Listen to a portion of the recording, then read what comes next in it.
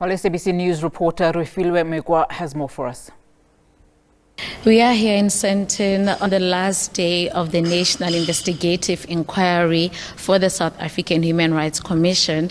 If we have to remind our viewers what transpired in the past, on the first day of this inquiry, we heard oral submissions from community representatives representing residents from Hammanskraal and Tshwane, and also residents from Makau village in Northwest, whereby they gave evidence and submissions on how load reduction does impact, or rather infringe, their human rights. And on the second day of the inquiry, we also heard from most speakers on that particular day who rather phrased or labeled load reduction as energy racism. But with me right now to just give us an in-depth of the recap is Commissioner Advocate Sandra Makwasha, who's just going to tell us in the past 3 sessions what has transpired. For the past 3 sessions, we primarily heard from communities across South Africa. As you said, Makau Northwest, Hammanskraal, Tshwane. Yesterday, we heard from communities from as far as Khayelitsha, the Western Cape, Mpumalanga, as well as KZN. And in their submissions, they spoke about the impact load reduction has on them. And they said, look, load reduction the impact is similar as load shedding. So they've not had any moment of rest. So as South Africa celebrated 10 months without load shedding, there were communities that were facing load reduction, which in some aspects they say is far worse than load shedding.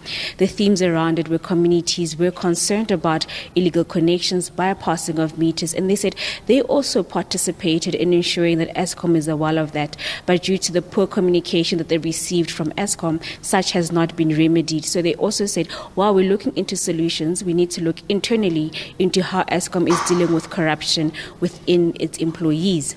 We then heard from the Southern Police Service, who also spoke about the impact of load reduction in how they fulfill their mandate, but also how criminal elements have used load reduction as an opportunity to then have these opportunist criminal activities, but also further exacerbating the load reduction and load shedding situation because they then steal cables. We heard from the energy regulator, NERSA, who then broadened and provided an explanation into their mandate, which a lot of South Africans were not aware of. You know, the concern South Africans had was NERSA always speaks about the increase or price hikes of tariffs, but they heard that NERSA does more than that. They also act as a mediator and arbitrator in situations where users have complaints against either Eskom or city powers in those concerns. So that's what we heard. We heard from experts from the UJ Sociology and Research Center speaking about the term energy racism. We also heard from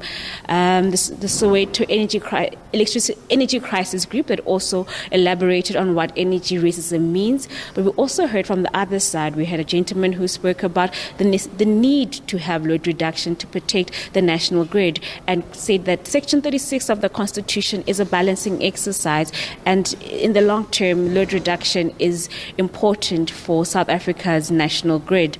And I think those are the submissions we've heard. Today we're excited that we'll have City Power presenting.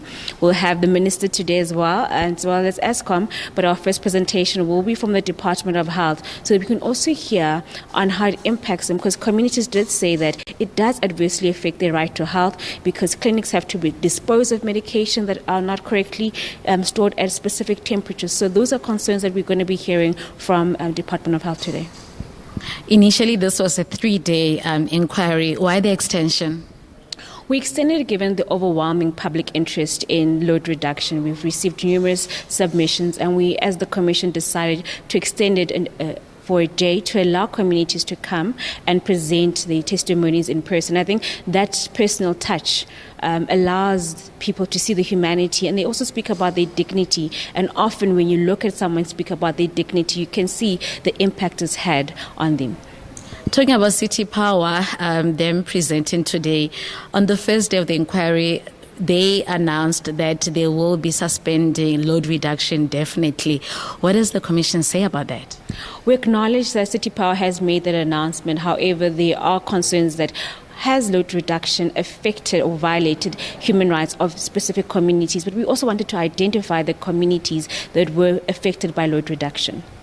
Thank you so much. That was one of the commissioners here at the National Investigative Inquiry that is convened by the South African Human Rights Commission, and she is Advocate Sanda Makwasha, just giving us a recap in terms of what has unfolded in the past sessions of this inquiry, as we do know that today marks its last day.